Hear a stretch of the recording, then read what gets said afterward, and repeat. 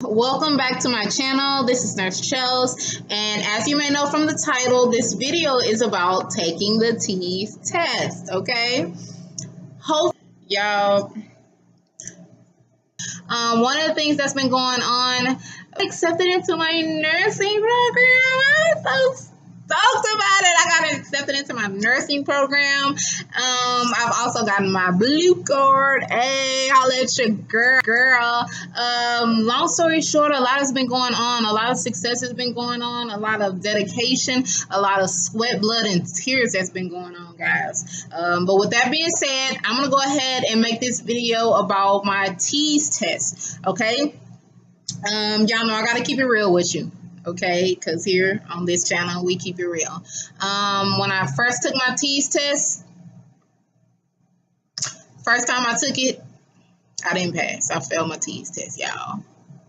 I know. Failed my TEAS test. All right, I'm gonna tell y'all how and why. That's why I knew that this video was a must, because I don't want none of y'all to make the same mistake I did when I took my TEAS test. Okay, so with that being said, I'm going to jump into my top 10 tips and tricks on what you need to do and learn for the TEAS test. I might throw in some bonus tips too, so don't get mad at me. This is just extra ammo for y'all to go in there and take that TEAS and blow it out of the water, all right? With that being said, you do wake up early. Know where you're going. Like if you're taking a test somewhere where you've never been before, like I did, you want to make sure that you get there early so that you just keep that sense and that feeling and that vibe of, of confidence. Like I know where I'm going. I know what I'm doing. I'm here. I'm ready. You don't want to get lost and then just be feeling lost through the test. You don't want to do that, so. Healthy breakfast if you are a breakfast eater.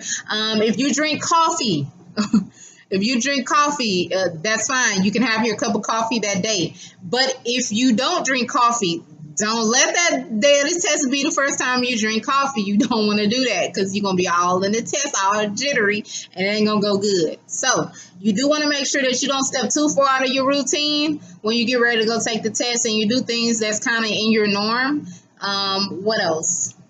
That are some givens before I jump into my 10 secret top tips of taking the TEAS test. And when I say that, I did have to take the TEAS 6. My program did require that I take the TEAS 6, so I took the TEAS 6 test. One thing that I did do is that I got a resource to help me take my TEAS test. Now, if you are, the test isn't just overly hard, but I at least wanted to get something to help guide me in the area that I should go and study in. I at least wanted to kind of know where to go and what to study and just kind of know what I was doing. Because you got to think about it. The semester is just now over for me. So I took this TEAS test before I even took anatomy and physiology too. Now, mind you, there are a lot of questions on the TEAS test that pertain to the information that you will learn in anatomy and physiology too. Okay, that's why I'm glad that this book that I got it at Barnes and Noble for approximately $50, but it did help me because I hadn't taken anatomy and physiology too, yet this book still had me prepared because I knew the information when I went in there and took it. All right, this is the ATI TEAS Study Guide version 6 book. All right, and it tells you that it has TEAS 6 test prep and practice questions. It has test questions for the test of essential academic skills, the 6th edition. And it says that you can save time with more effective guide and practice with realistic test questions and avoid losing points to test traps. All right. Now, the TEAS test isn't really all that hard, but at the same time, they're not straightforward with some of their questions. Some of their questions, you know the answer, but they want to make sure you know the answer. So they'll ask you kind of go the long way around in asking you to make sure that you know. It won't just be a straight out yes or no. They'll say, they'll take the long way around to ask you. And if you're not sure, that part could trick you up. So I'll jump right into my 10 tips that can help you. All right. Tip number 1, boom. get a study guide so you'll kind of at least know where, like, what to look for and what the test might ask. Also with math, I wasn't really sure of my math skills, so I wanted to make sure that I was confident in all of my stuff, because that's another thing you want to do with the TEAS test. You want to be confident in the areas that the material isn't hard, but you got to be confident in the material because the test is timed. So if you have to think, you just might miss it, you know, so you don't want to have to take too much time having to think. So my preparation was to be overly prepared and confident in the material, so when I get ready to take it, I don't have to think about it. All right. So tip number 1, I have a list down right here, so if you see me look down, I'm not being weird. All right. Tip number 1. In the reading section, you do want to make sure that you, okay, how can I put this? Okay. For me, the reading section was the first section, okay? All right, so they'll give you a passage, and you do want to make sure that you read that passage one time, one good time, okay? Because they'll give you a passage, and then they'll say, questions 1 through 10 pertain to the passage, to the first passage. So they're letting you know that the first 10 questions are going to be about this one passage. So you don't have to read the passage every time. You just need to read it one good time and just make sure that you're confident with it enough to answer 10 questions about it. All right. When I first took the TEAS test, I ended up taking it 2 times total. I took it my first time and I failed my reading section of it because reading was my first section of the test. They told me that the next 10 questions were going to be, over that passage. I should have only read it one time, but I don't know what I was thinking. I just assumed I was going to have enough time. Y'all, I read the whole passage and answered question 1. I felt confident about my answer. I was like, cool. So I went to question 2. Read the whole passage again, answer question 2. Read the whole passage again, answer question 3. Now, mind you, I only have to read the passage one time, get a really good understanding of it, and answer questions 1 through 10, because all 10 questions pertain to this one passage. Y'all, I don't know why I did that. Long story short, I got halfway through the reading portion of it. Not even halfway. I got like maybe the answer maybe 20 and looked up at my little time, because they'll have the time at the top right corner of your test. I looked at my time and they told me that, and it said that I had 3 minutes to answer a total of like 41 questions. So if you can think about it, you know that you can't answer reading questions at that in 3 minutes, especially 41, because that meant I had more passages to read, I had more stuff to read, and like it was impossible. So at that time I panicked. I just started just going through each one, answering random questions without even reading, because my psyche was, at least if I guess, I have a better chance of getting it than if I don't answer it at all. Then if I answered it all, guys, I don't know what I was thinking. I was so prepared for this test, then to go in there and in my first section just bombing like that, it kind of messed me up, I ain't gonna lie. Like, a part of me wanted to just get up and walk out of the test right there, like I was done with it. I was done. But you know what I said? I'm gonna persevere and go through it, so at least I can know what to expect the next time I take it. So I went through it and got a feel of what was on there, so I know when I go home what I need to study and what I need to know for when I come back, because they do let you take it again if you fail it. All right, so with that being said, I failed my first time because at the end of the test, they do give you your results, and I saw where I failed my reading portion, which I wasn't surprised, and so I was like, whatever. I went home the same day, paid another $100 to take the test again, because they let you take it, I want to say like 30 days after you take it. So I scheduled 30 days exactly from when I took my test. I took my test again and I ended up passing it. So with that being said, I'll go ahead and put my results up real quick, then I'll move on to some more tips. I ended up passing it. You guys will see with an average of 87.3. All right, I got a 85 in my reading, a 93 in my math, a 87 in science, and a 75 in English and reading. English and language usage. So yeah, the second time went a lot better than the first, but that was because the second time I knew read it one good time. Don't be reading the same section for the same questions. Now, don't do that. You'll run out of time. Take it from me. I ran out of time and failed. Don't do that. All right. Save yourself $100. All right. Tip number 2. Boom. You do want to know how the blood flows through the heart. You do want to know that it goes from the right atrium through the tricuspid valve to the right ventricle, out through the pulmonary trunk, back in through the pulmonary veins, into the left atrium, and then the mitral valve, which is also called the bicuspid valve, into the left atrium, back out through the aorta. So you do want to know that. They will ask you that, so know that.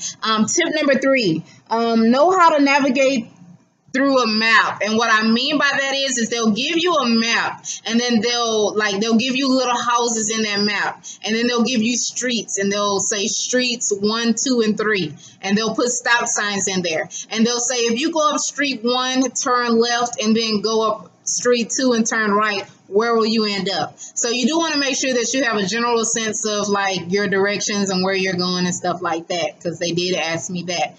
Let me see. The next tip is know the content flow of the kidneys. All right, so they're wanting to know how they're wanting to know the flow through the kidneys. All right, so you do want to know that too, and the filtration through the kidneys. So you do want to know that. And this book, it explains all that to you. Okay, so you do want to know that because they did ask me that. Something else you may want to know is how to pick out the main idea of a passage. They're going to have lots of questions where they ask you things like, they'll give you a passage, especially in the reading portion. They'll say, they'll give you a little paragraph, and they'll say, okay, what is the main idea of this? Or what does this summarize? And stuff like that. So you do want to make sure that you can read something and say, okay, hey, this is what this is talking about, and this is the main idea.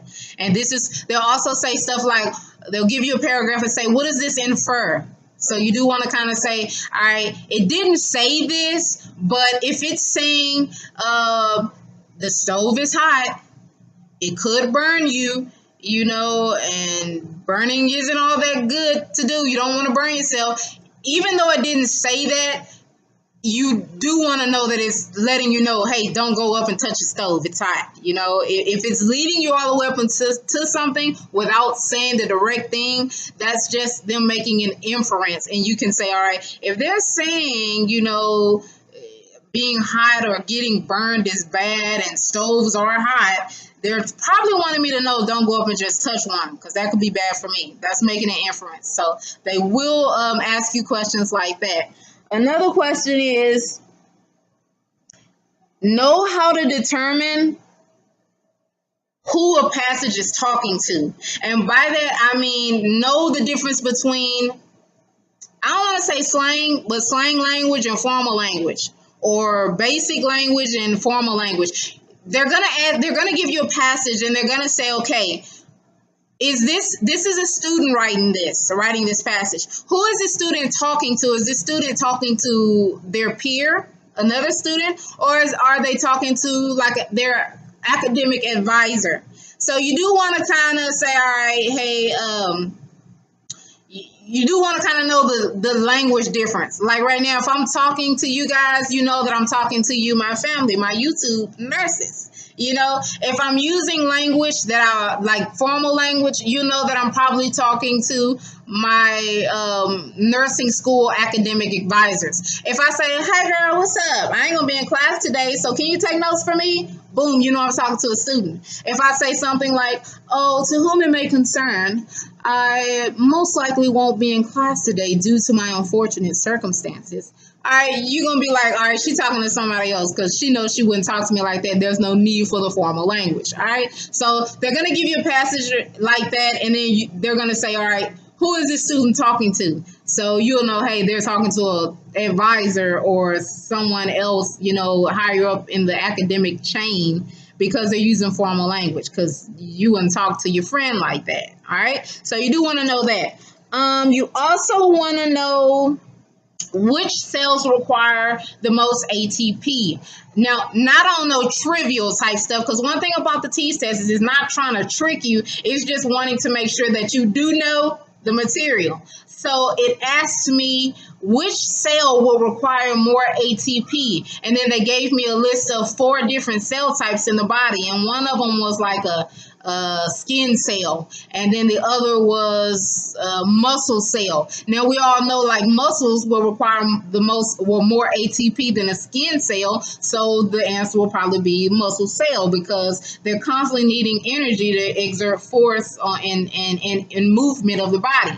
So you do want to know things like that. So that's one that you do want to know, because they asked me that. So what else? Know these. You want to know your circumferences and your radiuses and your pies. You do want to know how to read graphs. It's nothing just too hard, but you do just want to be familiar with the material, because like I said, it's time. You don't want to have to stop and think. All right. You're also going to want to know ratios, because they had a lot of questions, which I don't know why, but they had a lot of questions regarding ratios. And ratio is just knowing if they tell you 1 supervisor to 3 employees, they'll say if there are 2 supervisors, how many employees would there be? So you know, hey, if there's one supervisor per 3 employees, if I have 2 supervisors, I must have 6 employees. If I have 3 supervisors, I must have 9 employees. So you do want to know that, because they did ask me a lot of ratio-based questions. Next, you do want to know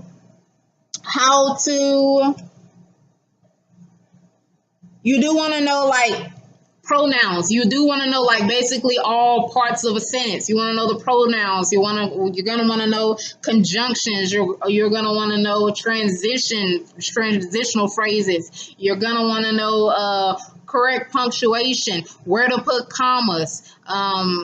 What else? You're also gonna want to know things like your spelling. You're going to want to be familiar with spelling. That ain't going to just ask you nothing crazy, but they are going to want to make sure that you're just kind of familiar with your basic spelling. They are going to ask you things like, they're going to ask you questions like, first of all, they're going to give you I ain't trying to say they're trying to trick you, but they did give me a question, and it had a word in I ain't never read or seen before in my life. I ain't even sure they ain't make that up, but I ain't gonna put that on them like that. It just could be that I ain't never seen it. But they asked me like a question or a sentence, and then threw a word in there that I never seen before in my life, and said, "What does this word mean?" So they're wanting you to use your context clues, should I say, to where you can look at different parts of the sentence and say, all right, this may mean this. So they did do that. So you want to make sure you're familiar with your context clues. All right. And your antecedents and independent clauses and dependent clauses. You're going to want to know that, because they did ask me that. And I was kind of like, okay, like, why are you doing this? But they do that. So if you're familiar with all of these things, then you'll be good. One more, you do want to know your layers of skin. They did ask me that, which is kind of easy, but you know, hey, it is something we need to know. So you do want to know your epidermis, your dermis, and your hypodermis, also known as subcutaneous layer. Like I said, I took this tease test. I hadn't even taken micro yet. I hadn't taken anatomy and physiology yet. Or put it like this, I had taken A&P1. I hadn't taken A&P2. I've just finished that now. But when I took my tease test, I didn't. This book helped me out a lot, so you do want to get this book. And then I did read the back. I did read the book front to back. No joke. Maybe a couple of times, you know. And so that's only because I knew that I hadn't taken these classes, and I didn't know what they would ask me, so I wanted to be overly prepared. With that being said, the first time I failed it due to my ignorance of reading the passage when I shouldn't have did that. I guess I just wasn't. I don't know. I just looked at it and was like, I'm going to have enough time. I didn't have enough time. So please don't make the same mistake I did. Please don't make the same mistake I did. I made that mistake. So please don't. This video is here to help uplift others and to help you. And if I if I know some tips and tricks to help you so you don't have to make the same mistakes I did, then by all means, that's what this channel is for. What else? I think that's it. But hey, the word of the day. If I would have just stopped when I failed the first TEAS test, I wouldn't have made it into nursing school. I wouldn't be sitting here with my stethoscope and blue card right now. I wouldn't be doing that. But I persevered. I kept going. I pulled myself together because I ain't gonna lie, my feelings was hurt. Kind of even shed a couple of tears about it, but my mom encouraged me and she was like, you know what, hey, this test doesn't determine your worth. This test doesn't determine anything. You go back and you pull yourself together and you go back and you do it again. So, your support system is key, man. I can't stress that enough. My mom told me that. My husband, he was like, hey, stop. It's okay to fall down, but don't waddle in it. Don't stay in it. It's okay to fall down. Basically, fall down 7 times, get back up 8. It's all right. You failed, okay? Get back up. What are you going to do about it? It's not about falling down. It's about getting back up. It's not about, what might happen. It's how you respond to it. All right. And I responded to it. And I went back home that same day. And I went and I paid another $100. While my heart was still hurting that I failed, and I paid another $100, and I scheduled it for the soonest time I could take it again, and I took it and I passed it and made an 87.3, and I packaged all my stuff together and I sent it off to my nursing program, and I sent it to them, and guess what? They sent me a letter back and said, hey, you know what? Boom. We're honored to let you know that you're into our nursing program. And we're happy to let you know that you made it into our program. And they gave me an intent letter to sign to say that you're committed to coming to our program. And what? I was like, what? Do I? Shoot. Long story short, I'm saying that to say I wouldn't have made it this far had I gave up when I failed it the first time. So if you do fail the first time, pick yourself back up. You can still do it. All right? I made it. You can make it. With that being said, more videos to come. I love you so much. Until next time, live, laugh, and heal. Peace. I didn't have enough time, so please don't make the same mistake I did. Please don't make the same mistake I did. I made that mistake, so please don't. This video is here to help uplift others and to help you. And if I know some tips and tricks to help you so you don't have to make the same mistakes I did, then by all means, that's what this channel is for. What else? I think that's it. But hey, the word of the day. If I would have just stopped when I failed the first TEAS test, I wouldn't have made it into nursing school. I wouldn't be sitting here with my stethoscope and blue card right now. I wouldn't be doing that. But I persevered. I kept going. I pulled myself together because I ain't gonna lie, my feelings was hurt. Kind of even shed a couple of tears about it, but my mom encouraged me and she was like, you know what, hey, this test doesn't determine your worth. This test doesn't determine anything. You go back and you pull yourself together and you go back and you do it again. So, your support system is key, man. I can't stress that enough. My mom told me that. My husband, he was like, hey, stop. It's okay to fall down, but don't waddle in it. Don't stay in it. It's okay to fall down. Basically, fall down 7 times, get back up 8. It's all right. You failed, okay? Get back up. What are you going to do about it? It's not about falling down. It's about getting back up. It's not about, what might happen. It's how you respond to it. All right. And I responded to it. And I went back home that same day. And I went and I paid another $100. While my heart was still hurting that I failed, and I paid another $100, and I scheduled it for the soonest time I could take it again, and I took it and I passed it and made an 87.3, and I packaged all my stuff together and I sent it off to my nursing program, and I sent it to them, and guess what? They sent me a letter back and said, hey, you know what? Boom. We're honored to let you know that you're into our nursing program. And we're happy to let you know that you made it into our program. And they gave me an intent letter to sign to say that you're committed to coming to our program. And what? I was like, what? Do I? Shoot. Long story short, I'm saying that to say I wouldn't have made it this far had I gave up when I failed it the first time. So if you do fail the first time, pick yourself back up. You can still do it. All right? I made it. You can make it. With that being said, more videos to come. I love you so much. Until next time, live, laugh, and heal. Peace.